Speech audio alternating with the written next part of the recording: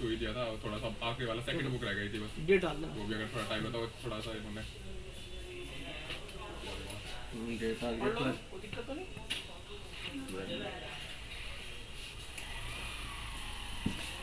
ये ठीक है ना?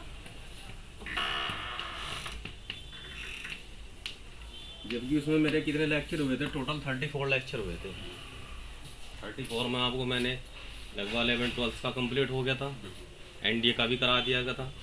वो तो एक्चुअली क्या है कि बच्चे ही बहुत ज़्यादा वीक थे, तो ज़्यादा बेसिक से प्रीवियस ईयर क्वेश्चंस भी हम उस टाइम नहीं कर पाए थे क्लास में, तो बहुत कम क्वांटिटी में। अच्छा, दूसरा मीडियम हिंदी था, सबका हिंदी मीडियम था। इंग्लिश मीडियम में शायद अकेले थे ना तुम? तुम्हारा अंशिका कौन सा मीडियम है? तो इंग्लिश इंग्लिश मीडियम है। इंग्लिश मीडियम ही है ना।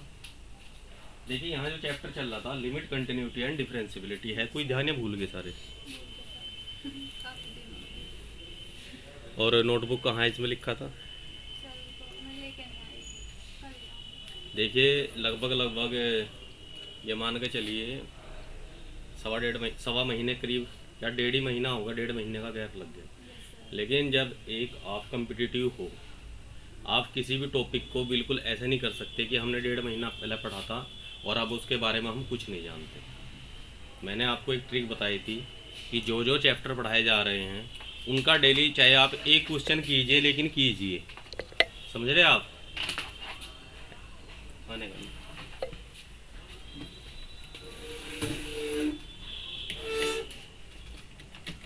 ऑटोमेटिक है ना, चलेगा, होगा।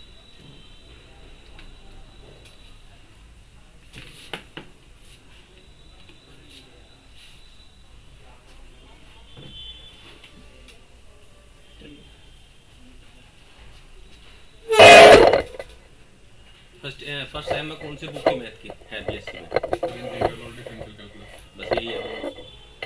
और सेकंड में कौन सी होगी? सेकंड में मे बी मैट्रिसेस वगैरह है। मैट्रिसेस दे रहे, अलजेब्रा तो नहीं है सर? सेकंड ईयर मोबाइल लिया था, हाँ सेकंड ईयर। मॉडर्न या बुलियन अलजेब्रा जो आता है। तो आज से रूटीन बना लो, जो जो टॉपिक्स आपने कर लिए हैं उनका डेली एक एक क्वेश्चन ज़रूर करें, क्योंकि ये मानव का व्यवहार है। इसमें क्या दिक्कत होती है कि जैसे कोई चीज़ें आपने 1 महीने तक टच नहीं की तो वो धीरे धीरे भूलते चले जाते हैं, और एक स्थिति लंबे गैप के बाद ऐसा होता है कि आपको नए सिरे से ही पढ़ना होता है। ठीक है, अब लिमिट्स क्या है? देखिए, जो हम लिमिट्स पढ़ते हैं कि एक्चुअल में लिमिट है क्या। लिमिट एक तरह से आप समझ लो, मैं थोड़ा सा उसको रिकॉल कर दूँ। ठीक है, मान लिया ये कोई ग्राफ जा रहा है, ठीक, जब हम इस तरह की फिगर ड्रॉ करते हैं हम ये मानते हैं एक हॉरिजेंटल है और एक वर्टिकल, या कह सकते हैं एक 2D प्लेन है। क्या है? 2D प्लेन है, या कहूँ इसमें 2 वेरिएबल्स। क्या है? 2 वेरिएबल्स है। क्लियर? ग्राफ क्या होता है बताइए भाई? उसमें क्या होते हैं? 2 चीज़ या 2 पैरामीटर होते हैं, 2 वेरिएबल्स होते हैं, जो एक दूसरे के रेस्पेक्ट में क्या चेंज होता है, किस तरह से चेंजिंग आ रही है। मान लिया x अगर चेंज हो रहा है तो y की वैल्यू किस तरह से चेंज कर रही है। इस तरह तो ग्राफ कैसे बनता है? आपने अगर 9th-10th में ग्राफ प्लॉट किए होंगे तो वहाँ क्या करते हैं? ग्राफ प्लॉट करने के लिए हम कोऑर्डिनेट्स निकालते हैं x y। इस तरह से x y कोऑर्डिनेट निकालते हैं, उनको ग्राफ पेपर पर नोट करके कोई ना कोई एक इस तरह का ग्राफ बन जाता है, कुछ भी उसकी फिगर हो सकती है। अच्छा, यही अब अगर हम इस ग्राफ को लेके कैलकुलस में चलें, कैलकुलस में अगर चलते हैं तो एक्स वाई क्या है? दोनों एक पैरामीटर या वेरिएबल्स हैं, जिसमें हम देखते हैं कि एक्स के रेस्पेक्ट में वाई में क्या चेंज आ रहा है। जैसे कि हम पढ़ते हैं नॉर्मली, ये निकालते हैं, ये डेरिवेटिव ऑफ वाई है विद रिस्पेक्ट टू एक्स। इसका मतलब क्या है? Changing in y with respect to x. ठीक है, अगर आप स्टार्टिंग इसकी यहाँ से होती है del y upon del x. Del means it is a smallest quantity, या कहूँ smallest changing in y with respect to x. बड़े स्तर पे फिर जब कोई फंक्शन लेते हैं तो उसको हम d y upon d x लिखते हैं। यहीं पे इसको हम ऐसे भी लिख देते हैं y equal to function of x। y का मतलब क्या होता है? y भी तो फंक्शन ऑफ x होता है। मान लीजिए ये ग्राफ है, कोई भी कर्व होता है, अगर मैं एक स्ट्रेट लाइन ड्रॉ कर दूँ, ये तो definitely y equal to a x plus b, ये ग्राफ हो गया। तो यहाँ क्या है, y एक फंक्शन है, ठीक है। और अगर आपने फंक्शंस पढ़े हों, पढ़े हैं फंक्शन, मैपिंग फंक्शन, फंक्शन किसको कहते हैं? स्पेशल टाइप्स ऑफ रिलेशंस जिसमें यूनिक यूनिक इमेज बनती है हर एक एलिमेंट की। हर एक एलिमेंट की। अगर इसको एक डायग्राम से सिंपल समझाऊं मैं, अगर यहाँ पे कुछ एलिमेंट है, इसमें भी कुछ एलिमेंट हैं, ये इस तरह की इमेज बना सकते हैं, कोई इशू है या नहीं है इसमें? ये फंक्शन है या नहीं है, बताओ। है नहीं ना, क्यों नहीं है? सर ये तो है ये कैसे बना रहे हैं? अच्छा हाँ भाई, तो सर इज इट फंक्शन और नॉट? क्या रीज़न है? सर यूनिक इमेज नहीं है। क्यों? मैनी मन में होता सर, x की नहीं। एक वैल्यू, अगर मैं इसको सेट ए बताऊं और इसको सेट बी कहूं, बताइए इशू क्या है कि फंक्शन नहीं है? ये तो सर, x जरूरी की एक वैल्यू पे y की दो वैल्यूज मिल रही है जो कॉन्ट्राडिक्टरी नहीं। नहीं, ऐसा तो कुछ नहीं है वो तो x का वो है, ये वाला सेट अपना। भाई। यूनिक इमेज का मतलब क्या है आपका? यूनिक इमेज जो उसमें लिखा हुआ है, इट मीन्स क्या है?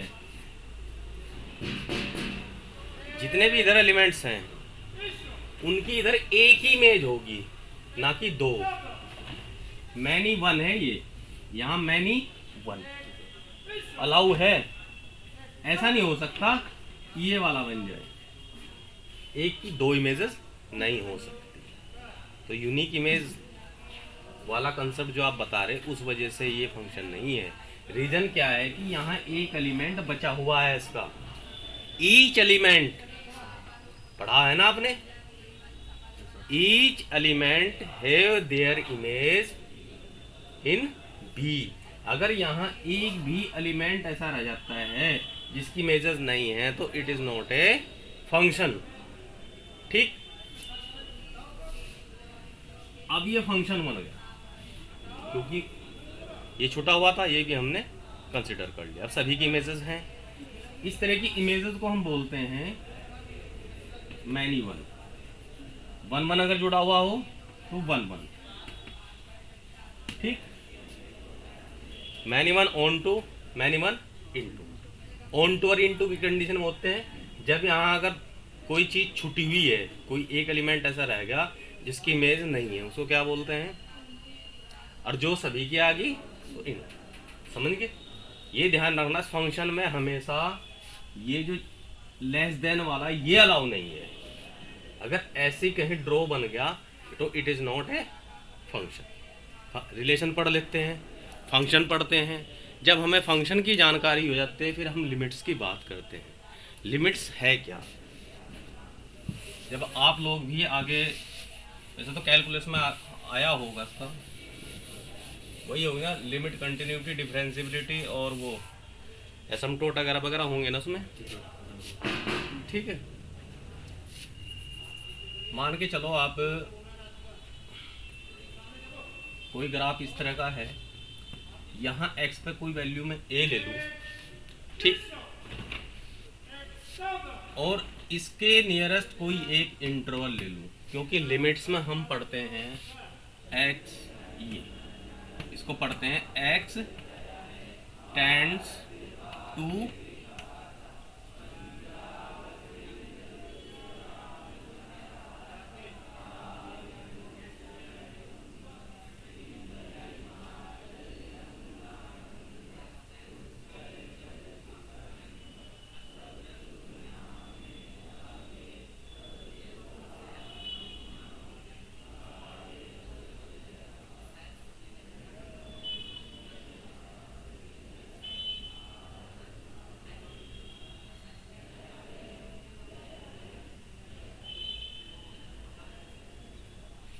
ठीक है।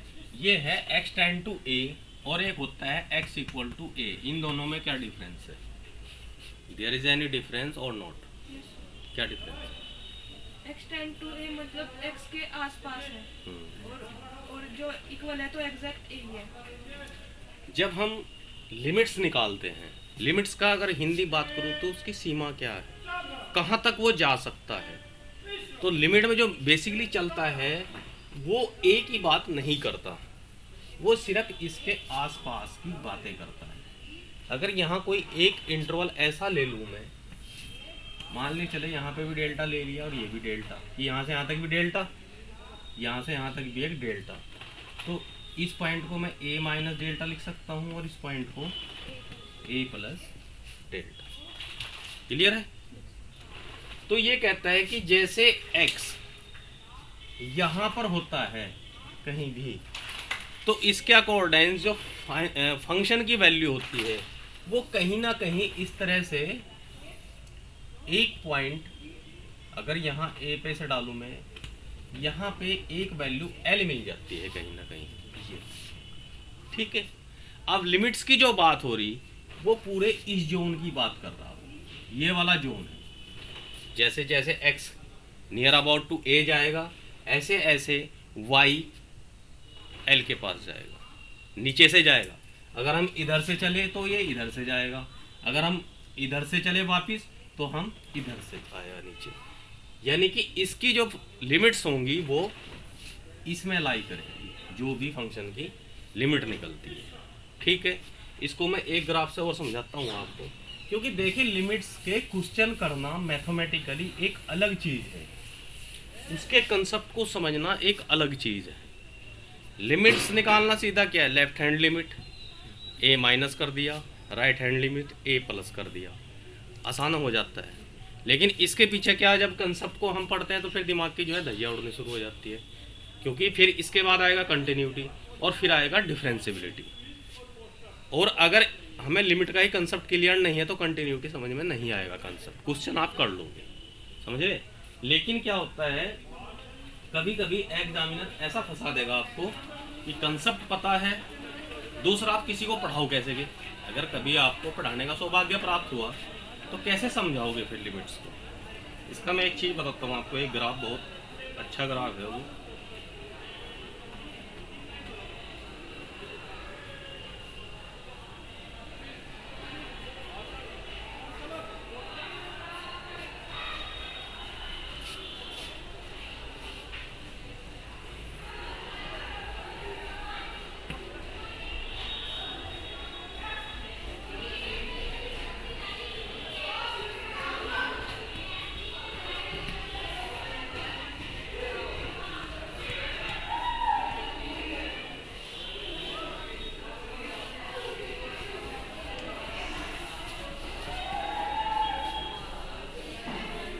कोई फंक्शन ले लिया हमने y equal to f x,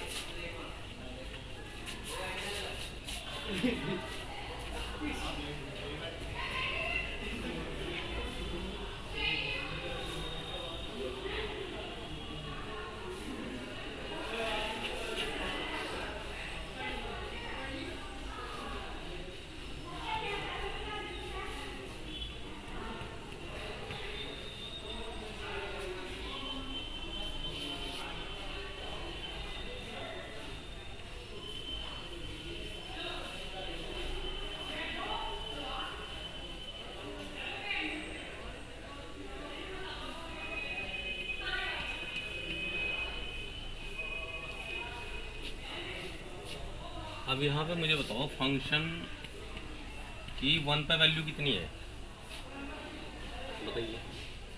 जब वैल्यू फंक्शन की, फंक्शन ऑफ 1 का मतलब x की वैल्यू जब 1 है तो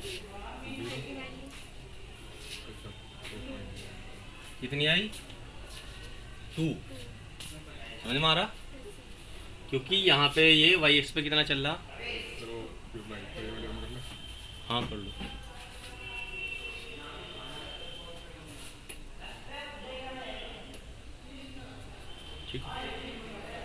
इसे अपने में दिमाग में बैठा लेना लिमिट हमेशा हमेशा के लिए आपके अंदर चिपक जाएगी, ये कभी आप नहीं भूलोगे। एक्स की अगर वैल्यू 1 है तो वाई की वैल्यू इसके कोरस्पोंडेंस क्या आ रही, 2 आ रही ना। इसका मतलब तो यहाँ वैल्यू एग्जिस्ट नहीं कर रहा, ठीक है। इसी के साथ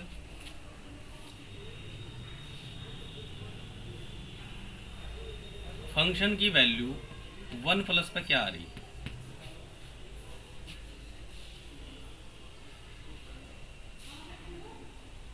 बताइए।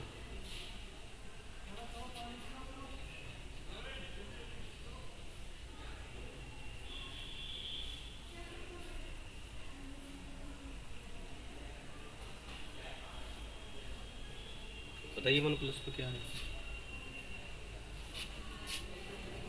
और क्लियर कर दूंगा।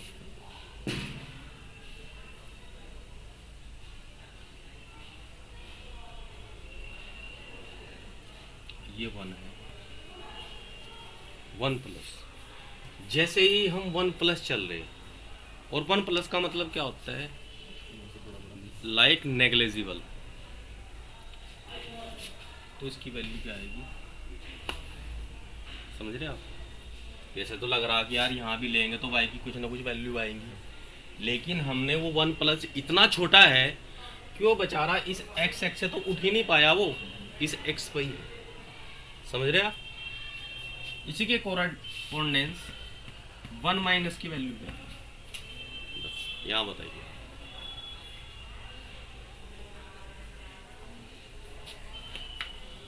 बताइए क्या है, सोचो भाई, या फिर वैसे ही कर दूं, क्वेश्चन बनाने शुरू कर दूं, उसमें फिर अपना है तो डिपेंड नहीं है।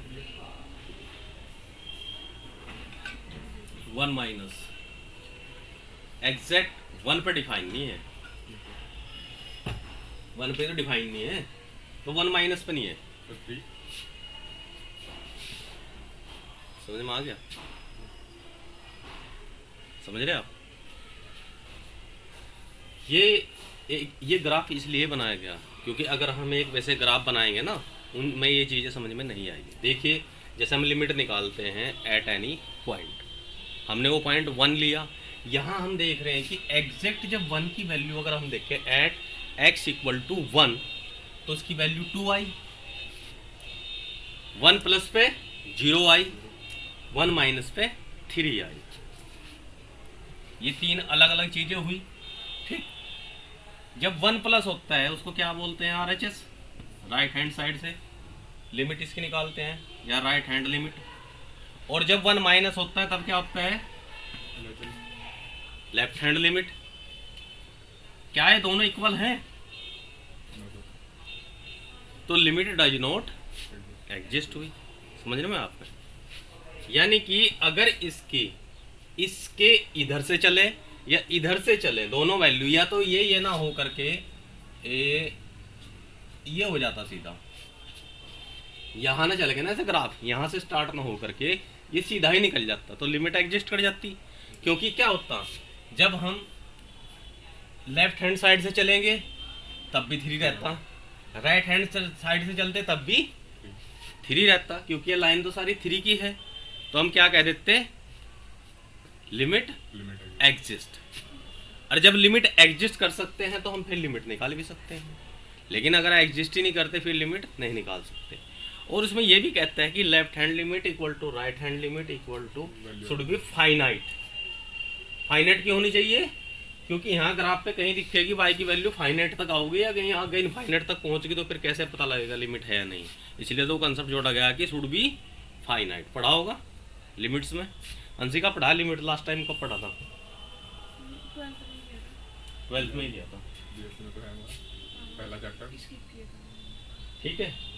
12th में ये चीज़ें नहीं है, वहाँ तो बहुत बेसिक ही चीज़ें दी हुई, ज़्यादा एडवांस नहीं दिया हुआ, ठीक है। तो ये चीज़ क्लियर हुई। अब इसका क्या रोल है, जैसे कि यहाँ फंक्शन की 1 पे वैल्यू क्या है, 2, ठीक। अगर ये 2 ना हो के इस पे फंक्शन की वैल्यू यहाँ आ जाए, कितनी हो जाए, ये अगर 3 हो जाए तो left hand limit right hand limit भी इक्वल होगी, यानी कि LHL इक्वल टू RHL और equal to value of function आ गई। तीनों चीजें इक्वल होगी। कहीं अब इसमें डिस्कनेक्ट तो नहीं है, कंटिन्यूअस होगी। Then we can say that function is continuous on या एट, समझ में आया?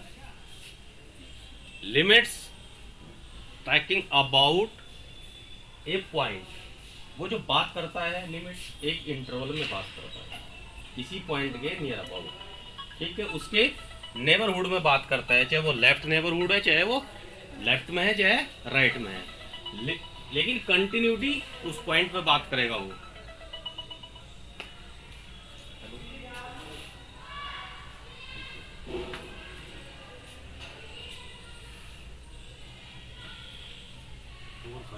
नहीं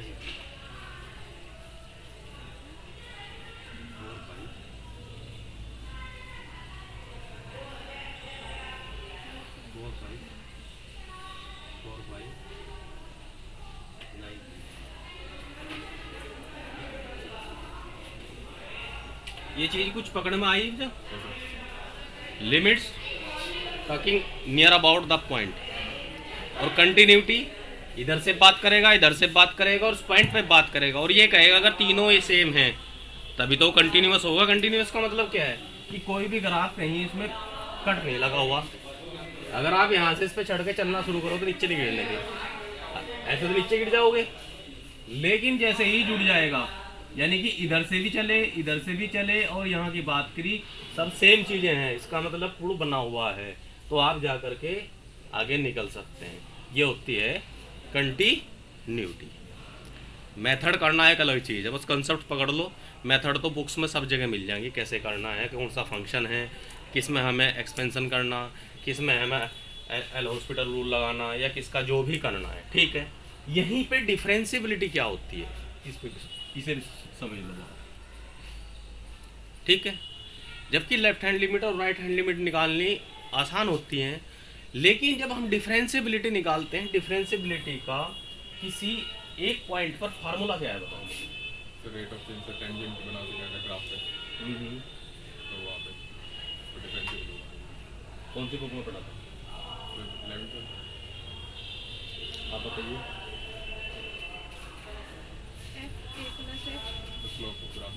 फार्मूला हमारा है, इसे तो हटा दूं,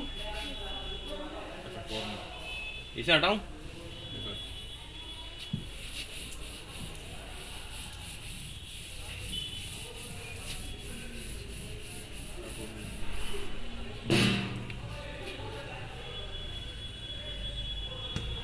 लिमिट एक्सटेंड टू ए, यही है ना? आगे F A plus H minus F A upon, यही है ना? वो अलग चीज़ होता है। फिर ये पे को मैंने बता रहा कि लेफ्ट हैंड डेरिवेटिव या राइट हैंड डेरिवेटिव जो चीज़ है, ये डिफरेंशियबिलिटी का फार्मूला है। और डेरिवेटिव निकालने का किसी चीज़ का,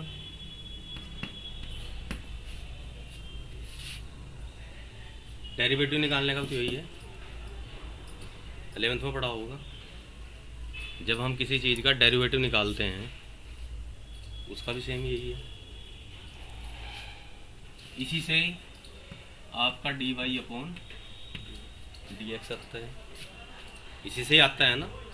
11th में अगर आपने पढ़ा हो dy dx derivative of y निकाल रहे हैं, जैसे हम फर्स्ट प्रिंसिपल से निकालते हैं, जैसे साइन एक्स का अगर डेरिवेटिव निकाला जाए उसका एक्सपेंशन करते हैं, उसमें लिमिट्स रखते हैं, ऐसे करते हैं ना। यहीं पे बात करूँ मैं, ये किसकी बात हो रही है? कैलकुलस की बात हो रही है ना। अगर इसी के रेस्पेक्ट में मैं कोऑर्डिनेट की बात कर दूँ, ये पढ़ा है y equal to m x, और m की वैल्यू क्या होती है, पढ़ा है? क्या है ये? टेंजेंट। Slope of tangent. समझ रहे हो? यानी कि dy dx जो है एक्चुअल में क्या है कि किसी फंक्शन का किसी पॉइंट पर स्लोप क्या है ये निकालते हैं। दैट इज कैसे? कोई भी एक ग्राफ प्लॉट कर लिया, सपोज करो ये क्या, हम कह रहे हैं कि इस पर टेंजेंट एक ड्रॉ करो, ठीक। ये वाला है आपका dy अपॉन dx। क्या y के रिस्पेक्ट में कोई चेंजेबल है? और ये एंगल अगर निकाल देते हैं, ये ही m equal to dy upon dx, या इसी को आगे चल के tan थीटा, जहाँ ये एंगल थीटा होता है, एक चीज़ होगी। तो डिफरेंशियबिलिटी का मतलब ये है कोई भी फंक्शन डिफरेंशियबल होगा अगर उस पॉइंट पर उस पर एक टेंजेंट ड्रॉ किया जा। समझ रहे आप? अगर हम उस पर एक टेंजेंट ड्रॉ कर सकते हैं तो वो डिफरेंशियबल होगा। अगर टेंजेंट ड्रॉ नहीं कर सकते तो इट इज़ नॉट डिफरेंशियबल। थोड़ा सा और समझने की कोशिश करें इसको हम।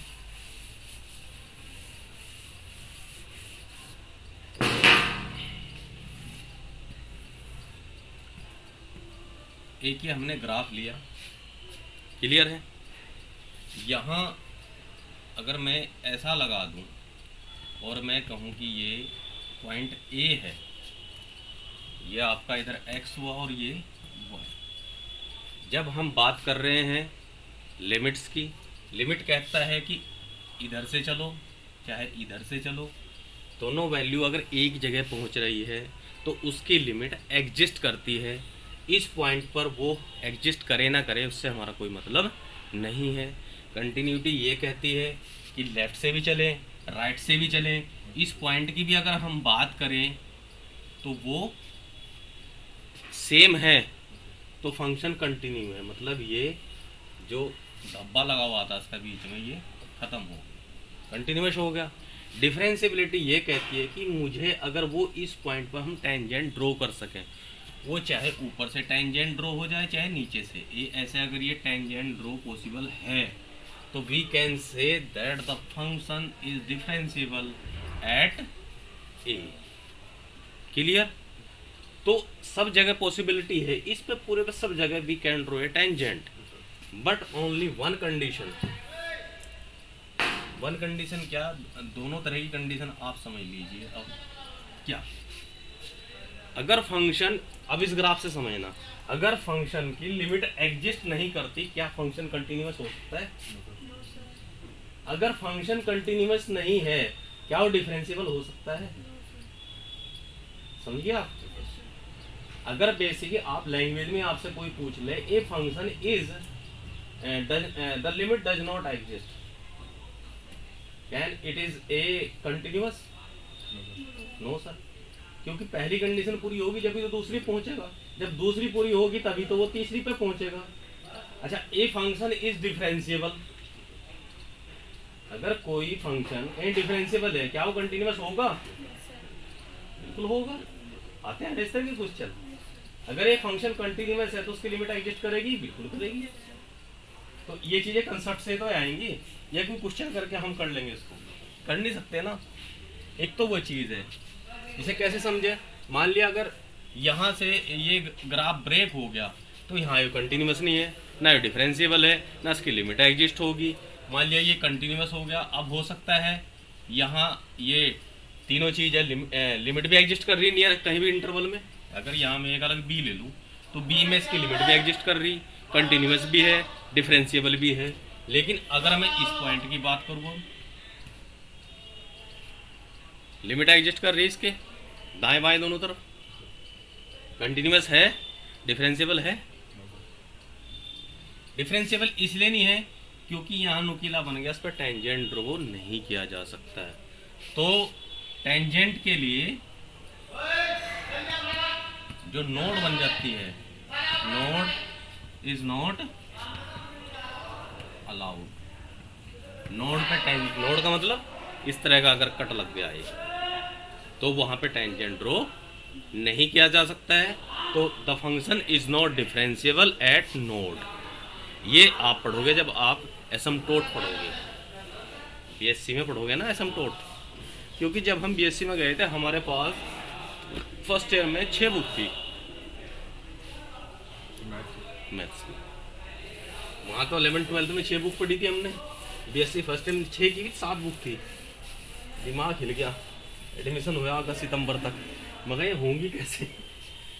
सर बुक्स तो अच्छी होंगी, पर मे भी इन्होंने कृष्णा पब्लिकेशन ये कन्वेंशनल लगाई हुई है। ये मुझे वैसे भी थोड़ा सा कमी लगती है टेक्स्ट बुक के हिसाब और से। नहीं, अब तो सिलेबस भी बहुत कम कर दिया। और समस्या ये थी हमारे साथ कि हम हिंदी मीडियम का मैथ पढ़े हुए थे, वहाँ था बीएससी में तो कंपलसरी सब इंग्लिश मीडियम में थे। धैर्य उड़ा दी थी दिमाग की। क्योंकि बीएससी इंटर और बीएससी कंटेंट में बहुत ज़्यादा अंतर आ जाता है। एलजेब्रा ही समझ में नहीं आता, पूरी बुक थी वहाँ पे एलजेब्रा की, मॉडर्न एलजेब्रा। सेकेंड ईयर में गए शायद फिर बूलियन एलजेब्रा आया, थर्ड ईयर में अलग तरह का एलजेब्रा आया। चलो अब एक क्वेश्चन और कराओ, एक क्वेश्चन कराता हूँ आपको। अब यहाँ क्लास में यही कहा जाए जी क्वेश्चन कराओ, क्वेश्चन कराओ। अगर भाई बच्चों को कंसेप्ट नहीं आएगा फिर क्वेश्चन कैसे कराएंगे? अब आप बताओ मैथमेटिक्स में क्या क्वेश्चन इतना इंपॉर्टेंट है या कंसेप्ट इंपॉर्टेंट है? अगर आपका कंसेप्ट क्लियर होगा क्वेश्चन तो आप घर बैठ कर भी कर लोगे। फिर 11th के तो सारे क्वेश्चन हो ही गए थे लगभग, जो लगे थे लेवल के हिसाब से। लेकिन जब आपको कंसेप्ट पता नहीं है क्वेश्चन करो जा, वो मैथ थोड़ी समझ में आ जाएगा। क्वेश्चन करने से कभी मैथ नहीं आता। मैथ आता है कंसेप्ट क्लियर होंगे तो मैथ आएगा। फिर आप एक नई कोई क्वेश्चन मिलेगा। देखिए जो कंपटीशन आप देने जा रहे हैं, चाहे IIT JEE है, चाहे आपका NDA हो, कोई भी एग्ज़ाम हो, वहाँ ये मत चले सोच के कि आपको कोई क्वेश्चन पहला किया हुआ मिल जाएगा। वहाँ नया ही क्वेश्चन मिलेगा। और UPSC तो कभी देने का नहीं है आपको पुराना क्वेश्चन। अब देखिए for what value of k is function है हमारा f(x) equal to 2x plus 1/4 x less than 0 k x equal to 0 x plus 1/2 की पावर 2 और x ग्रेटर देन 0 कंटिन्यूस। ठीक है, उसने कह दिया ये फंक्शन कैसा है, तो हमें इस k की वैल्यू फाइंड करनी है।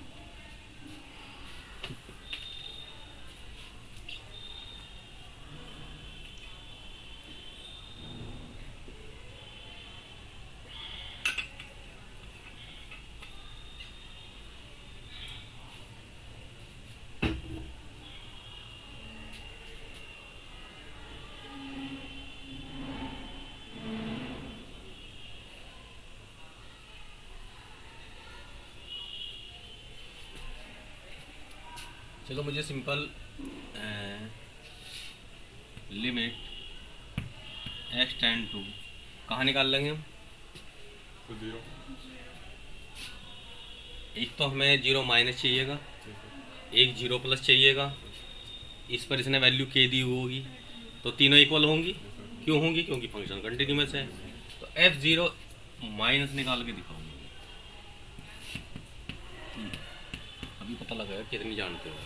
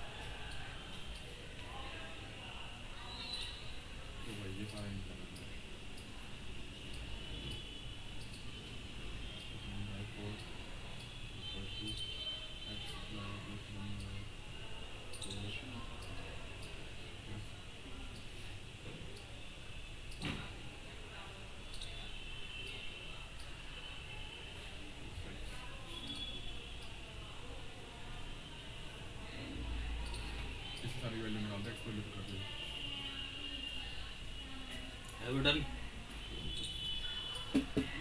रेजिडेंस कहाँ पे है? रेसिडेंस मधुबन याद नवीन नगर के पास आईटीसी रोड। नवीन नगर में है।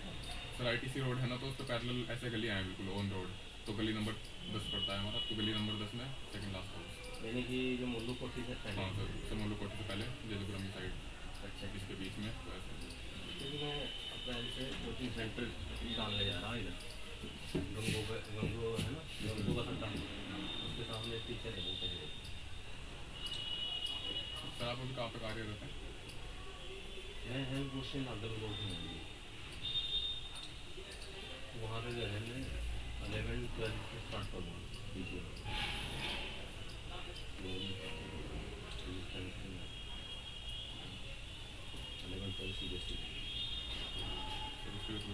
अभी यहाँ के लिए अभी मेरे घर के पास भी एक प्रिपेयर कर रहा है, तो यहाँ तो मैं उसको भी भेजूँगा। मैं भी उसके भाई से कल मैं मिला था तो उसको बताया था, तो उसको पास कर रहा करा दे भाई। नहीं, अगर यहाँ मैं गारंटी ले रहा हूँ, अगर कोई मेरे से 3-4 महीने मैच पढ़ रहा है डेफिनेटली अपनी लाइफ में तो सक्सेस होना ही होना तो मैंने चाहिए। उसको ये कहा था कि अभी इस वाले अटेम्प्ट के लिए तो टाइम भी है, तब तो 6 महीने कहते हैं, पर तू 4 महीने भी करेगा डेडिकेटेडली रह ले। बोले कि मुझे बता रहा रही थी कि ये जो बच्चे आ रहे थे, जो ये थे, ये शायद कहीं से पढ़ने के लिए गए थे। आज आए थे भी चले गए। नहीं, आज ने पूछा होगा कि मैं पहले कह रही थी उनसे कह रहे थे पढ़ने को कहीं से, तो हो सकता है मतलब उससे पढ़ना, तो उससे पढ़वा लो। मैं तो इतना इंटरेस्टेड नहीं, मतलब जरा कोई बच्चों को पढ़ाना चाहता हूँ जो बच्चे पढ़ना चाहते हैं, क्योंकि ना मैं अपना टाइम ख़राब करूँ ना बच्चों को ख़राब करूँ, क्योंकि टाइम सबका बहुत ज़्यादा कीमती है। इतनी भाग दौड़ है, कोई पता नहीं कैसे कैसे मेहनत कर रहा है। सर के की वैल्यू 1/4। के की वैल्यू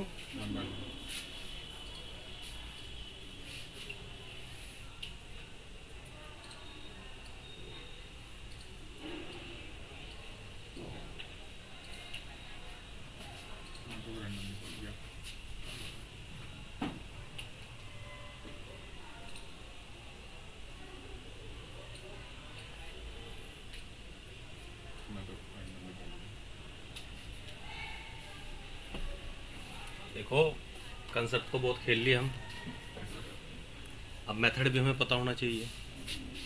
ठीक है, देखो इसका मतलब ये है, लेफ्ट हैंड लिमिट निकाल ले भाई। 0 से अगर लेफ्ट चलने के लिए माइनस करना पड़ेगा, तो फंक्शन की वैल्यू निकाल लेगा। अब जैसे ही हम यहाँ एक तरीका और भी है कि अगर मैं 0 एक्स को रिप्लेस कर दूँ, जुगा तो किसको, एक्स को रिप्लेस कर दूँ 0 माइनस एच से, कर सकता हूँ नहीं रिप्लेस? ही बताओ, ये जो x है 0 माइनस तो मैंने ये वाला उठाया, ठीक, और h और लगा दे। देखो ये ट्रिक बता रहा हूँ मैं, जो हर जगह काम आएगी आपकी वैसे, क्योंकि जब बुक्स में आप देखोगे आपको ये नहीं पता लगेगा कि x से ये h पे कैसे आ गया।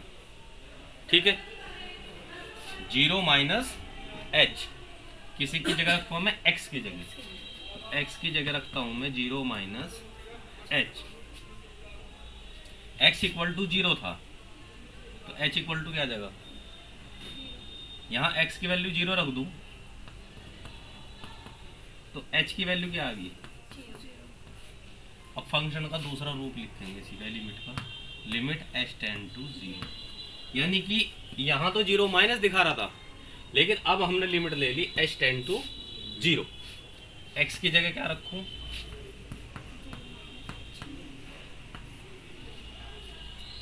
x की जगह हम रखेंगे 0 माइनस h। अब जैसे ही 0 से कम चल रहे तो फंक्शन कौन सा आएगा, क्या ले लें, 2 into 0 minus h 1/4 limit h tend to 0। ये समझ में आ रहा, ये कितना आएगा 2h। अगर h की वैल्यू इसमें शिफ्ट करेंगे हम, ये भी 0, सारा 0 हो गया, कितना आ गया, एक से काम चल जाएगा। क्यों चल जाएगा, कंटिन्यूअस है, इस पर जब वैल्यू k है तो डेफिनेटली यानी कि left hand limit equal to value at x equal to 0। ये क्या है k, तो k इक्वल टू आ गया 1/4 है। ठीक है, अगर हमें इसकी वो चीज़ ये ना देता, हो सकता है यहाँ पे इसकी वैल्यू ये 1/4 दे देता, तो हमसे कंटिन्यूटी चेक कराता। कंटिन्यूटी के लिए क्या, लेफ्ट हैंड लिमिट चेक करते, फिर राइट हैंड लिमिट चेक करते।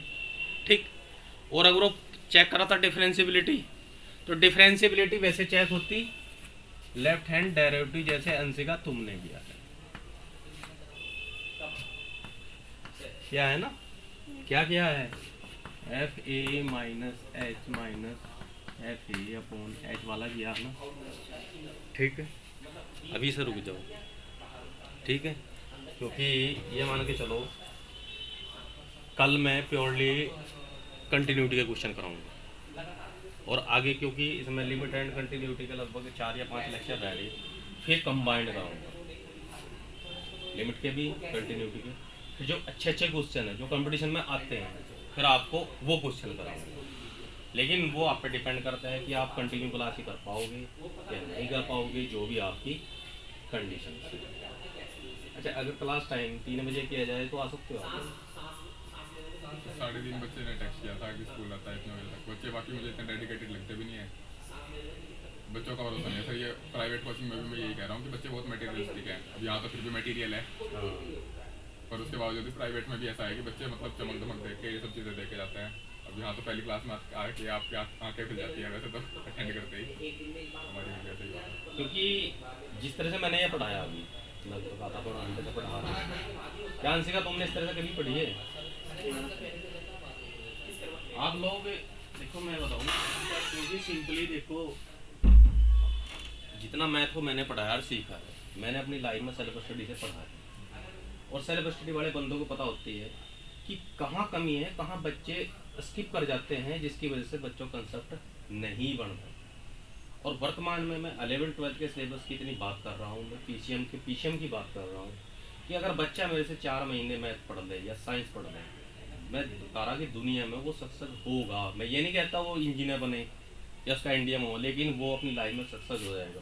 मैं अगर उन्होंने चाहा तो महाराज सिंह कॉलेज में सी सेट में पढ़ाऊँगा यूपीएससी। तो पहले भी आपने पढ़ाया? हाँ, काफ़ी इंसिस्ट किया उन्होंने, मतलब पीछे पड़ रहते हैं। कौन? वही फैकल्टी कोऑर्डिनेटर सर भी, मतलब सी सेट भी आपने काफ़ी पढ़ाया। बीच बीच में भी क्लासेस हमारी वाली छोड़ के भी एक आधी बारी हाँ, बहुत इंसिस्ट करा कि नहीं लेनी पड़ेगी। तो अब फिर वो कराऊंगा दोबारा से। उस टाइम शायद आपने किया नहीं दिखा या किया था? मैंने ये एनडी वाली क्लास कोऑर्डिनेट की थी ना, सी सेट, तो मैं हाँ। बैठ जाता था यूपीएससी वाली में। करना मात है, उसका बेनिफिट क्या होगा आपको? अगर आपने में क्लासेस कर ली तो आपको सीडीएस के लिए मैथ की तैयारी करने की जरूरत है। और उसी के साथ लाइफ में किसी भी कंपटीशन में आप चाहे मैथ देना, चाहे अर्थमेटिक वाला, चाहे रीजनिंग देना, कभी आपको किसी बुक से पढ़ने की जरूरत नहीं पड़ेगी। डायरेक्ट आप अपना क्वेश्चन को हिट कर जाओगे। मैं उसी टेक्निक के बेस पर आज तक रीजनिंग के जितने भी क्वेश्चन आए और अर्थमेटिकल मैथमेटिक्स आया, हमेशा मेरा 95% प्लस मार्क्स रहेगी, चाहे वो पीसीएस का एग्ज़ाम दिया, चाहे कोई भी मैंने एग्ज़ाम दिया। क्योंकि बात होती है अप्रोच की। अगर आपके अंदर अप्रोच बन गई ना, मैथ तो अपने आप हो जाएगा। और मैं एनडीए की मैथ की बात करूँ, 120 क्वेश्चन आते हैं। आप मुझे 4 महीने दे दीजिए, 4 महीने का मतलब लगभग आप मेरे से 100 लेक्चर पढ़ लीजिए। अगर 120 में से 100 क्वेश्चन अगर ना करे तो अपनी ज़िंदगी में पढ़ाना छोड़ दूँ। ये IIT JEE के लिए है। लेकिन इस IIT JEE का क्या है कि बच्चा वहाँ से उठ के आ रहा है जहाँ क्लासेस में पढ़ाई नहीं हुई। बच्चे का 11th-12th ही उसका कंप्लीट नहीं है, अब उसको एकदम JEE एडवांस का देना और बच्चे को फिर एडोप्ट करना, उसके लिए मेहनत करना इतना आसान नहीं होता। क्योंकि ये जो टेंडेंसी है ना, ये जो हम चलते हैं IIT JEE की तरफ और या यूपीएससी की तरफ जा रहे हैं, यहाँ स्टूडियस ही पूरा पढ़ता है। पढ़ना तो पड़ेगा। मैंने अगर यहाँ 1.5 घंटा पढ़ा तो आपको 1 घंटा तो कम से कम दोगेगा। अब क्या है कि अब आपका एकेडमिक भी चल रहा है, अदर भी चल रहा है, जबकि कंपटीशन का सीधा रूल है कि एक चीज़ में फोकस करो। अलग अलग जगह भागोगे तो दिक्कत रहेगी, क्योंकि पजल हो जाएगा माइंड।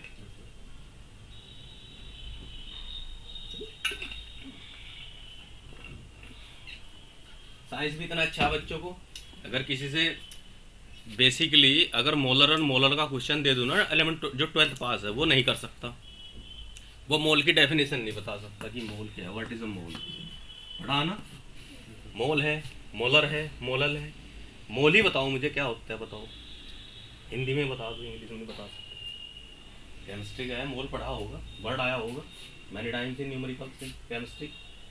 बताओ मोल क्या है।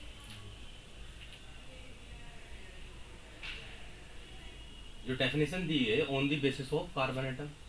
Yes, sir. 1/12 something. 1/12 समथिंग जो है ना, ये एटॉमिक नंबर की है, नॉट ए मोल की। Do you know how many atoms in one mole? So Avogadro number 6.02. हाँ, 6.023 10 to the power I think 23 है ना। बेटा बहुत पहले पढ़ा था मैंने कभी ये। पिछले 15-20 साल से तो मेरा इसका लेना देना नहीं है अवोगाद्रो नंबर का। लेकिन मोल की डेफिनेशन जब कभी हमने 12th की थी तब पता लग गया था कि मोल है क्या। ये इतने एटम्स होते हैं एक मोल में। अब किसके मोल की बात करूं बताओ,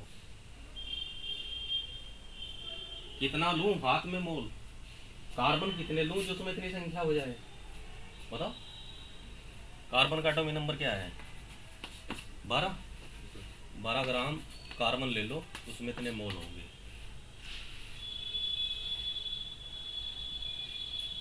एटॉमिक मास इतना है ना उसका, Yes, sir. तो कार्बन के 12 ग्राम ले लो, उसमें इतने होंगे। हाइड्रोजन कितना है? नहीं, एटॉमिक मास 1 है 2 यार, मैं 1 है ना। हाइड्रोजन का 1 ग्राम ले लो, इतने हो जाएंगे। ऑक्सीजन का शायद 16 ग्राम लेना पड़ेगा। हाँ, उसमें थोड़ा कंफ्यूज, बहुत पुराना हो गया। किसी में प्रोटॉन न्यूट्रॉन का वो थोड़ा कम। हाँ, मान लिया क्लोरीन है, क्लोरीन का 35.5 होता है ना, 30.5 ग्राम लो तब इतने होंगे। अवोगाद्रो नंबर ये मोल होता है। जिसका जितना एटॉमिक मास है उतने ही ग्राम लोगे तब एक मोल होगा।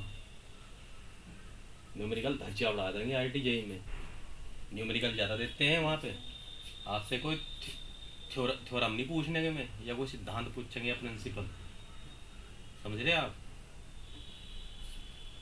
लेकिन भाई मैं बताऊँ, अभी मैंने 1.5-2 महीने से 9th-10th के बच्चे हैं उन्हें ट्यूशन पढ़ाने शुरू किए। वो आसाम मोड के स्टूडेंट हैं, बच्चे ठीक थे, पढ़ने लायक थे। अब पढ़ रहे हैं, लगभग 1.5-2 महीने से पढ़ा रहा हूँ।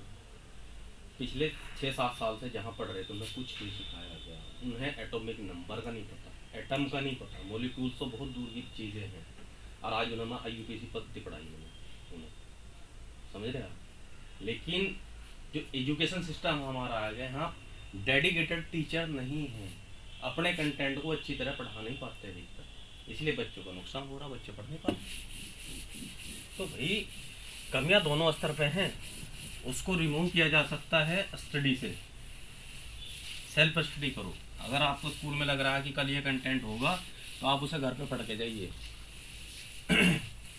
क्योंकि 10th के बाद एक स्टूडेंट के लिए मैंडेटरी है कि 5-6 घंटे तो पढ़े ही पढ़े वो, कम से कम। इससे कम जो है गुजारा नहीं है। जितना पढ़ लोगे उतना ही कम है।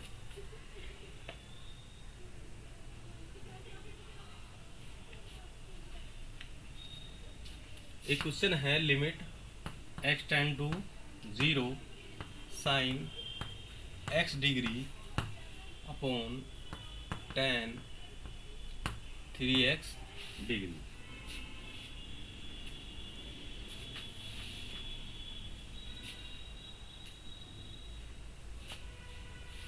निकाल सको उसकी लिमिट।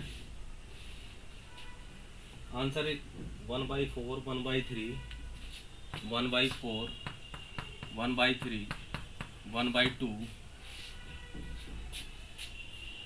और 1।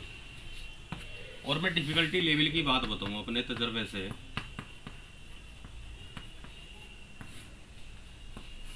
ये आपकी 11th है, ये आपकी 12th है, सिलेबस का डिफरेंट है। और 10th तो जाके यहाँ बैठेगा इसके डिफिकल्टी लेवल में, इससे भी नीचे चले जाएगा जगह नहीं। मैथमेटिक्स की 11th ट्वेल्थ। इसके बाद यहाँ वैरी करते हैं एनडी, डिफ़िकल्टी लेवल और बढ़ गए। जितना अंतर 10th और 11 10th के बाद 11th का मैथ लगता है ना, ऐसा ही 12th के बाद एनडीए का मैथ है। क्वेश्चन करके देखना, किए होंगे क्वेश्चन तो। और इसके भी इससे डबल पे फिर यहाँ चले जाओ आप, जेई मेंस, ठीक है। अगर यहाँ से आईआईटी एडवांस निकाल दो तो बोर्ड तो बाहर चले जाएगा। ये जो क्वेश्चन मैं करा रहा हूँ, इससे पहले कराया और ये कराया, ये आपका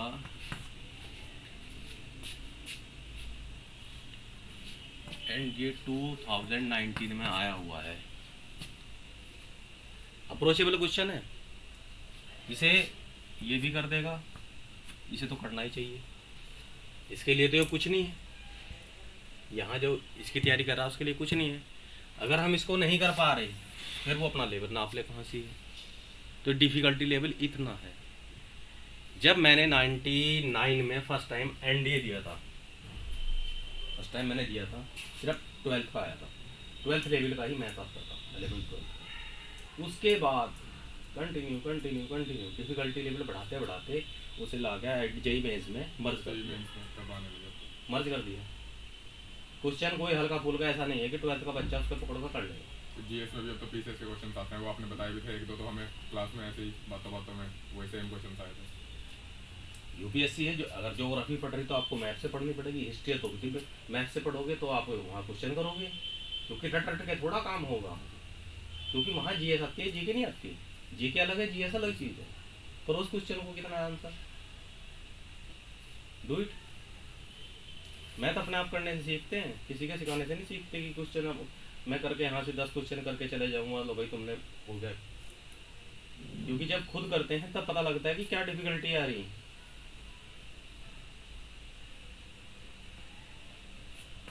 और ये मान के चलिए हार्डली 5 लेक्चर इसके हैं, और आई थिंक 5-4 लेक्चर और मिलेंगे, ये 10 लेक्चर हैं। अगर स्ट्रेंथ बढ़ी तो क्लास रिज्यूम हो गया, अदरवाइज स्टॉप हो जाएगी बिल्कुल। अब वो आप लोगों का फर्ट है कि बच्चे पढ़ते हैं, फर्ट मैं भी कर रहा हूँ, यहीं से जी ऐसे तो कोई बच्चे 12th के मिल जाए। लेकिन एक्चुअली क्या है कि मानसिकता कोई लोगों की ऐसी होगी कि क्लास चाहे ना चले, जब कुछ नहीं जा रहा। लेकिन मैं सोच रहा कि जो बच्चे यहाँ जाएंगे तो कम से कम निःशुल्क कोई चीज़ मिल रही है, भविष्य में कुछ गाइडेंस है कम बच्चों में, तो ऐसे भी होगा। इतना जरूर है कि स्ट्रेंथ अगर इतनी पहुँच गई 10th में तो फिर चलती रहेगी। सर वो बच्चा डेडिकेटेड भी है, पढ़ भी रहा है, उसने एक अटेम्प्ट दे भी लिए, एक अटेम्प्ट एनडीए का हाँ सर, मेरी इसका ही है, जूनियर है मेरा। आईआईटी जेई की क्लास है ना, आईआईटी जेई लेवल का पढ़ाया जाएगा, समझ रहे हैं आप। अगर आप गारंटी बता रहा है, अगर ये क्लास कंटिन्यू रही और सर 12th तो हो चुकी है, अब तो आईआईटी जेई तो अप्रैल में ही है एग्जाम तुम्हारा भी, और तुम्हारा भी सर 22 जनवरी को है। जनवरी में कहाँ से पता? हाँ तो बोल रही थी। नहीं नहीं जनवरी में, मेंस अप्रैल का में है, जेडब्ल्यू मेंस का होगा। तो है। मेंस का अटेम्प्ट होता है ना, 1 जनवरी में होता है, 1 अप्रैल में तो होता है। अप्रैल वाले के लिए है ना, यहाँ जो कंटेंट है अप्रैल का है, यहाँ जो सिलेबस आया तो हुआ, जो बेस्ट जाता है वही काउंट होता है, तो कोई फर्क नहीं हाँ पड़ता। ठीक है। तो और आपका भी अप्रैल में होना है, यस सर। गारंटी में लेके जा रहा आपकी, जितना कंटेंट मैं यहाँ पढ़ाऊंगा ना, बस आंख बंद करके बैठे रहिए, जो पेन में ना चलाइए। अगर आपने 70 क्वेश्चन ना किए ना 120 में से, तो मैं पढ़ाना ही छोड़ दूंगा, तुम चिंता मत करना। और 70 क्वेश्चन वाला टॉपर होता है एनडीए अंदर, हिट नहीं कर सकता 70 क्वेश्चन उसके, क्योंकि अप्रोच बदल जाएगी आपकी। अभी तक आप 12th लेवल पे घूम रहे, अप्रोच डेवलप नहीं हुई। अगर मेरा बस चले ना, बच्चे को कंपटीशन कराना है, जिस टाइम बच्चा 10th का देता है ना बोर्ड के, मुझे 10th का मेरा बोर्ड है, उससे 15 दिन, 1 महीना पहले उसको 15 दिन 11th का मैथ पढ़ाया जाए। देखो आईक्यू अपने आप बढ़ जाएगा। मेन चीज़ है आईक्यू बढ़ाओ अपना, क्वेश्चन से मत डरो, उल्टा सीधा करो, 1 बार 2 बार 3 बार, कहाँ फॉल्ट्स हैं उनको पकड़ो। फिर जब वो उस फॉल्ट को आप पकड़ लोगे, दोबारा फिर वो मिस्टेक किसी क्वेश्चन में आप नहीं करने के, करो इसको।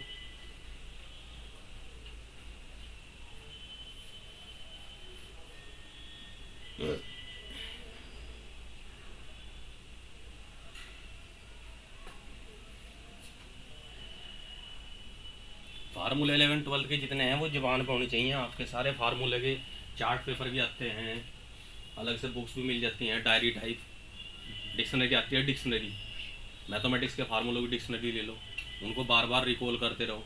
क्योंकि मान लिया अगर कोई एक कैलकुलस का क्वेश्चन आएगा कहीं से, उसके लिए पता नहीं कौन सा प्रिंसिपल लगाना पड़ जाए हम क्या। कैलकुलस में तो बहुत फार्मूले हैं ना, यस सर। ट्रिग्नोमेट्री के कितने फार्मूले हैं, साइन सी प्लस डी, तो 1.5 वो पेज हो जाता है। कैलकुलस में सिर्फ में दर्द करेगा। फिर आगे ये नहीं सोचे हैं कि हम अगर साइन सी माइनस साइन डी की फार्मूला क्या हो, बस एकदम जबान से बाहर निकल जाए, उनको रिकॉल करते रहो। मैथमेटिक्स की डिक्शनरी लो।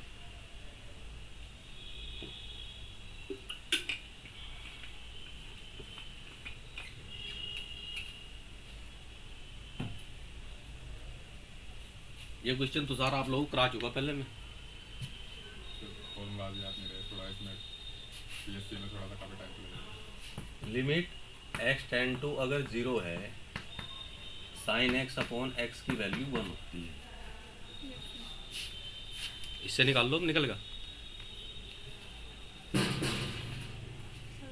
नाम डब होगी क्या बिल्कुल। आज घर जाएगा सबसे पहला काम जो पढ़ाया ना वो सारे वो बस वही करिए और कुछ ना करिए।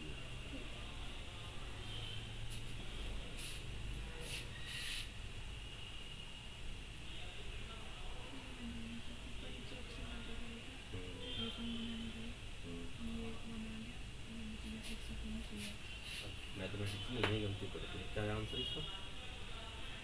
अभी लिमिट ऑप्शंस लिमिट 0 पुट करूँगी तो इंडिटरमिनेट फॉर्म वो तो पढ़ लीजिए।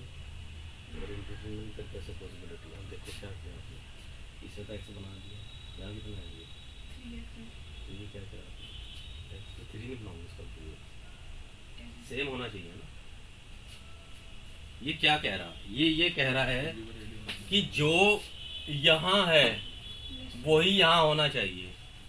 यहाँ 1x है तो 1x, 2x है तो 2x, 3x है तो 3x, जो भी है उतने ही x नीचे लेंगे। nx है तो नीचे भी nx लेंगे। अब सिंपल है, इसको अगर मैं आगे लिखूँ limit x tend to 0 sine x upon x लिख लिया, नीचे मल्टीप्लाई कर ली, ऊपर भी कर दो ये x की मल्टीप्लाई। ये अपॉन क्या है, साइन 3x है ना, ठीक है। 10 हाँ चलो जो भी है, फर्क तो कुछ नहीं पड़ रहा इससे। 10 क्योंकि साइन कोस टेन सबकी वैल्यू सेम ही होती है। 10 3x है, यहाँ 3 की मल्टीप्लाई कर दो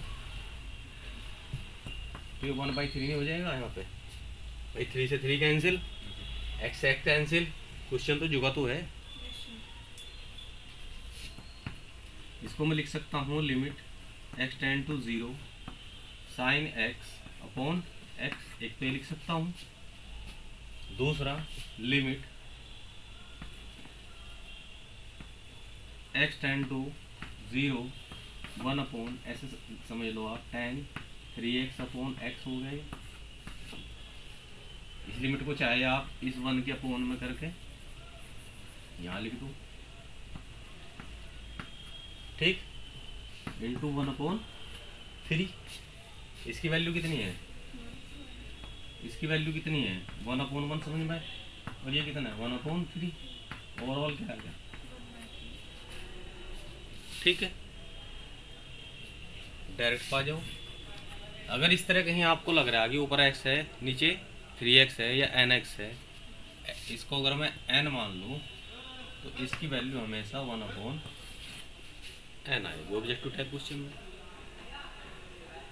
समझ रहे आप। बाय द वे यहाँ mx है क्या, यो nx हो गया, तो इसकी वैल्यू क्या आएगी m अपॉन। अब वो चाहे यहाँ साइन में हो, चाहे कोस में हो, चाहे टेन में हो, चाहे ये साइन है ये कोस है, ये साइन है ये टेन है, ये कोस है ये साइन है, ये कोस है ये टेन है, ये टेन है ये साइन है, ये साइन है कोस, कुछ भी है। यहाँ अगर mx है और यहाँ nx है तो इसकी जो वैल्यू आएगी m अपॉन n आएगी। डायरेक्ट आओ हिट कर दो, ठीक है। इस तरह की बहुत ट्रिकें हैं आपकी कैलकुलेशन में है। और सबसे ज़्यादा कहाँ मिलेंगे आपको,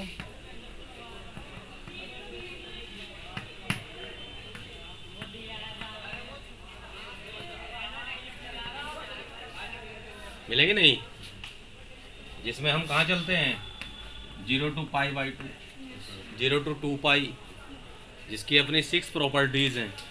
वहाँ क्वेश्चन देखते ही आपको एकदम आंसर पता लग जाएगा। इसी तरह की ट्रिक्स आपकी आएंगी लिमिट्स में।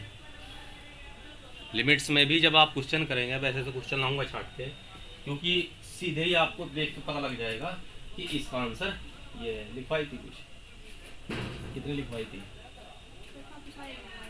7-8 लिखवाई थी मैं, लेकर आना कल। आपको क्वेश्चन देखा, सीधा आंसर पता है, क्योंकि हमने उस तरह का एक स्टैंडर्ड क्वेश्चन का हमने सॉल्यूशन कर लिया है। समझ रहे आप?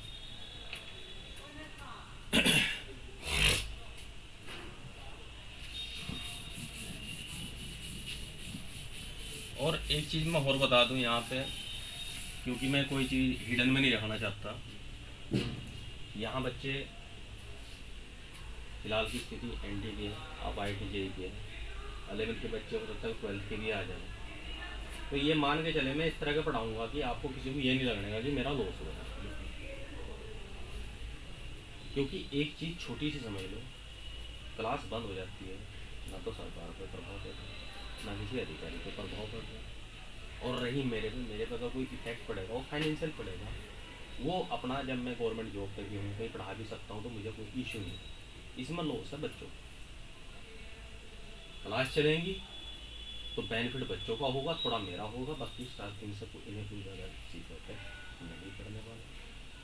तो एफर्ट करो, बच्चे पढ़ जाएँ किसी तरह से। इतना ज़रूर है कि यहाँ से मैं किसी को निराश करके ऐसा नहीं भेजने का कि सर ये क्या पढ़ा है और क्या बोल, क्योंकि सबकी कहना है ना, जितने भी कंपटीशन है एडवांस को लेकर के, चाहे IIT JEE है, NDA है, या और भी एग्ज़ाम होंगे। कुछ एग्ज़ाम ऐसे जो आप लोगों को पता भी नहीं है, जिसमें सीधा 12th स्टैंडर्ड ही आता है एग्ज़ाम, जूनियर साइंटिस्ट के लिए है। इसरो वगैरह वगैरह में जो एग्ज़ाम होते हैं साइंटिस्ट के लिए, एक DRDO में निकलता है ST का, सीनियर टेक्निकल असिस्टेंट का, वहाँ यही मैथमेटिक्स आता है। जब आप सर्च करने शुरू करोगे तो यही चीज़ें आपको बहुत आगे मिलेंगी, क्योंकि यहाँ का जो सबसे बड़ा बेनिफिट कह रहा हूँ मैं, कंटेंट तो हो ही होगा, साथ में आपकी एक अप्रोच भी डेवलप होगी मैथमेटिक्स के प्रति। अदरवाइज मैथमेटिक्स सीखना इतना आसान नहीं है, तो फिर स्टूडेंट बन जाओ बहुत ज़्यादा, और स्टूडेंट बन के आप क्वेश्चन मत करो, कंसेप्ट पकड़ो, तब क्वेश्चन करो, तब सीखोगे।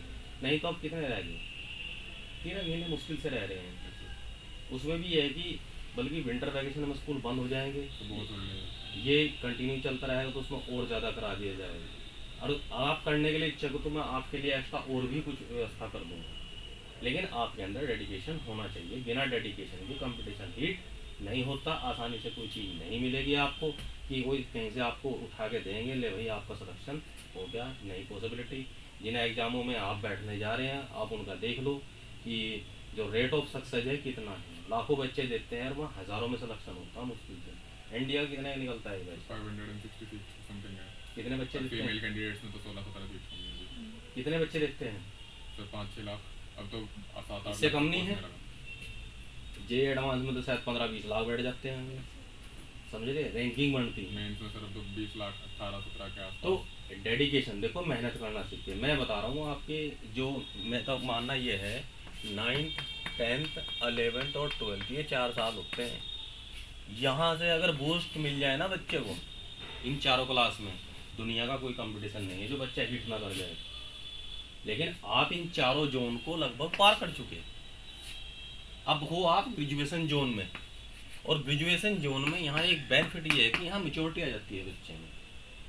यहाँ तो एक अल्हड़ बना रहता है, बच्चे को पता ही नहीं सही करना या नहीं करना। लेकिन यहाँ जो मेच्योरिटी का है आपका 1 या 2 साल बस, 12th के बाद की जो 2 साल है, अगर ये आपने बैलेंस कर लिए तो definitely you will be success in your life. अगर आप यहाँ बैलेंस नहीं करके चले तो फिर आपका सक्सेस होना बेकार है, क्योंकि आपके पास बचता है ओनली 3rd ईयर। तीसरा साल जब आता है, यहाँ आप लगभग इंडिया के अंदर ज़्यादा तो कहता नहीं, लेकिन 99% कंपटीशन देने के लायक हो जाते हो आप, बैठने लायक। 99% जो कंपटीशन होते हैं इंडिया के अंदर, उनमें आप बैठ जाओगे, यानी कि यू कैन बी सिलेक्टेड। फिर आपका माइंड डाइवर्ट होना शुरू हो जाएगा, इसमें जाऊँ इसमें जाऊँ, एलिजिबल हो जाता है। फिर क्या होगा, कन्फ्यूजन क्रिएट होगा। कन्फ्यूजन होगा तो आपका क्या होगा, अगर आपने 2 के फॉर्म डाले कि इसकी तैयारी करूँ या इसकी तैयारी करूँ, 2 की चीज़ें पैरेलल नहीं चलेंगे, तो इतना ज़्यादा कन्फ्यूजन हो जाएगा। धीरे धीरे आपने ग्रेजुएशन भी कर ली, नहीं जॉब लगी, फिर घर वालों के एक्सपेक्टेशन है, सोशल के एक्सपेक्टेशन है, और फिर आपकी फ्रस्ट्रेशन है, सारी चीज़ मिक्स होकर आपकी जो है धज्जियां उड़ाती चली जाएगी, और धीरे धीरे स्थिति आती है कि फिर आदमी पीछे लाएगा। इसलिए बूस्ट टाइम है, 2-3 साल दबा के मेहनत कर दीजिए, चाहे किसी भी डायरेक्शन में ले लीजिए। और मेरे तो ये मानना है कि ग्रेजुएशन तक डायरेक्शन एक रहे, उसी को लेके चलिए आप, उसी से बहुत चीज़ें कवर हो जाएंगी। इसके अलावा अगर आप फील्ड भी चेंज करोगे तो ओनली 1 या 2 सब्जेक्ट अदर पढ़ने पड़ेंगे, इससे ज़्यादा कुछ नहीं पढ़ना। अगर आप CDS NDA के लिए जा रहे हैं तो ऑलरेडी एक बहुत अच्छा एक लाइन ले लिया आपने, क्योंकि हाँ आप GS भी पढ़ रहे हैं, समझ रहे आप। लेकिन IIT JEE में क्या है कि अगर आप इंजीनियरिंग में गए तो यहाँ सिर्फ आप PCM में, यहाँ GS से कोई लेना देना नहीं, GS में आप ऐसे जैसे गुंठाटे। तो इसको भी आप अपना डिसाइड करें, 1 साल में फाइनल करें, इधर होता है ठीक है, नहीं तो फिर आप जंप करके साइड चेंज करें, GS में आइए। और इस मैथमेटिक्स का इतना बेनिफिट होगा यहाँ, मैं इसलिए कह रहा हूँ कि अगर आपने पटवारी का भी देना होगा ना, तो पटवारी की कभी मैथ पढ़ने की जरूरत नहीं पड़ने की, सीधे उंगलियों पर मैथमेटिक्स पढ़िए। मुझे अर्थमेटिक जो पढ़ाते थे क्लास में, एक जगह एक एग्ज़ाम हुआ था रिव्यू इंस्पेक्टर का, तो उसमें 50 क्वेश्चन मैथ के थे और 50 थे रीजनिंग के। तो मैंने उन सर से पूछा, मगर पढ़ाते तो वो, अच्छा मुझे अर्थमेटिक में इंटरेस्ट नहीं है, मैं ज़बरदस्ती का पढ़ाऊँगा, कभी मुझे ना पढ़ाने में कभी मैं जाता मना कर देता हूँ, मैं नहीं पढ़ाता, मुझे बकवास लगता है वो। क्योंकि वो है जो कभी हमारे टाइम में आर्ट साइड वालों को मैथमेटिक्स होता था, सिंपल इंटरेस्ट, कंपाउंड इंटरेस्ट, ये इस तरह की बकवास चीज़ लगती है। एडवांस पढ़ने वाले को उसमें इंटरेस्ट भी नहीं आता, ठीक है। तो मैं बात बताऊँ, यहाँ मैथ में मैंने 46 क्वेश्चन किए और रीजनिंग में किए थे 37। आज भी मेरे पास मार्कशीट रखी है, मैथमेटिक्स में 46, जबकि पेपर था यो मैथ रीजनिंग का 2 घंटे का था, 2 का ही था शायद, और 100 क्वेश्चन करने थे। पॉसिबिलिटी है मैथ रीजनिंग के होने, बहुत मुश्किल बैठता है। मैथमेटिक्स के मैंने 4 क्वेश्चन वो थोड़े थे जो रिमाइंडर थ्योरम के थे, पढ़ी कभी रिमाइंडर थ्योरम फैक्टराइजेशन में, अब तो सिलेबस में हटा दी, अब तो सिलेबस में से रिमाइंडर थ्योरम खत्म कर दी, 10th में है, हमारे टाइम पे 9th 10th में ही थी, अब थी, अब हटा दी, ठीक है। वो जिसमें x की पावर 3 होती है, यस सर, हाँ रिमाइंडर थ्योरम से निकलते, तो बहुत लेंथी क्वेश्चन होते थे, यस सर, वो स्किप किए। रीजनिंग में टाइम शॉर्ट की वजह से कम हुआ, 37 किए, उनके भी, यानी कि मेरे लगभग कितने हो गए 81 क्वेश्चन, 83 क्वेश्चन, उनके भी इतने क्वेश्चन नहीं कर पाए थे वो जितने मैं कर पाया था। कारण है अपना कॉन्फिडेंस। तो कॉन्फिडेंस बूस्ट करो, पढ़ो और सीखो। मेरा कहने का मतलब, अगर यहाँ मैंने चैप्टर पढ़ा दिया तो आप अपने लेवल के क्वेश्चन हिट करने की हैबिट बनाओ। अब एक्चुअल में तो एक ही लिमिट, कंटिन्यूटी और डिफरेंशिबिलिटी है, इसके लिए एटलीस्ट 20 to 30 लेक्चर चाहिए जब जाके पूरा हो सकता है। लेकिन आपको पता है यहाँ की कंडीशंस क्या है कि इतना नहीं मिलेगा, लेकिन इतना जरूर है कि जो चैप्टर का मैं यहाँ हेडिंग लिख दूंगा, लिमिट, कंटिन्यूटी, डिफरेंशिबिलिटी, उसका कंसेप्ट नहीं छोड़ने का, कंसेप्ट आपको बिल्कुल समझा दूंगा। बात क्वेश्चन बचती है, अब 4-5 दिन क्वेश्चन करेंगे, हर क्वेश्चन में नए कंसेप्ट आएंगे। कल जो मैंने वो उस दिन पढ़ाए थे मैंने, उसकी वीडियो देखना कौन सी है, सर्च करना, फिर इनको भेजना उसमें, ताकि हम देखते ही क्वेश्चन को उसमें हिट कर सकते हैं, ठीक है। और कल आओगे फिर NC का बताओ, ठीक है। तो आप 9 बजने से 5-7 मिनट पहले पहुंच जाएगा, ठीक है। तो मैं क्लास, क्योंकि मेरे भी अपने कुछ और बहुत जिम्मेदारी हैं, तो मैं कोशिश करूँगा कि राइट टाइम 9 या 9 से पहले क्लास स्टार्ट हो जाए, ठीक है। नर्वस में किसी को होने नहीं दूंगा अगर आप यहाँ क्लासरूम में हैं, और ये वादा है मेरा कि डेफिनेटली सक्सेस आप अपनी लाइफ में डेफिनेटली हो जाओगे। इतना मैं यहाँ आपको इस लेवल पर तैयार करूँगा। इसके बैच का लड़का था सोनू, आशु, उस बायो स्ट्रीम थी उसकी, मैथ नहीं उसने पढ़ा, उसके बाद भी उसने DSS भी दिया कि वहाँ से देहरादून, वो तो उसकी हिंदी मीडियम से था, इंग्लिश लैंग्वेज अच्छी थी नहीं, तो इसलिए फिर वो तो बाहर ही है, देखो अगर इंग्लिश स्पीकिंग नहीं कर सकता।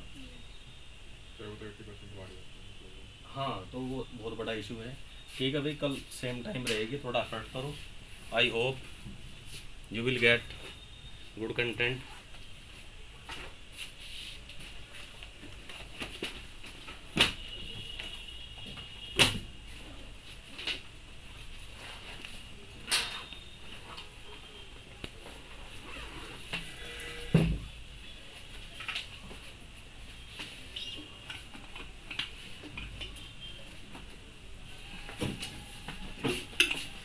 कंटेंट पूरा चाहिए, ढूंढ कर लिया ना कल वो। हाँ बहुत सारा हजम करके बैठ गए तुम। सर मैं भी सीडीएस ही कर लूँगा आपके बगल में बैठ के मैथ से। हाँ जो डाउट हो आप सब बता दिया करो, ठीक है। दिन पे बढ़ जाएगी। फटाफट से कर दो। Thank you. बंदी हम तो बंदी करनी भूल गए थे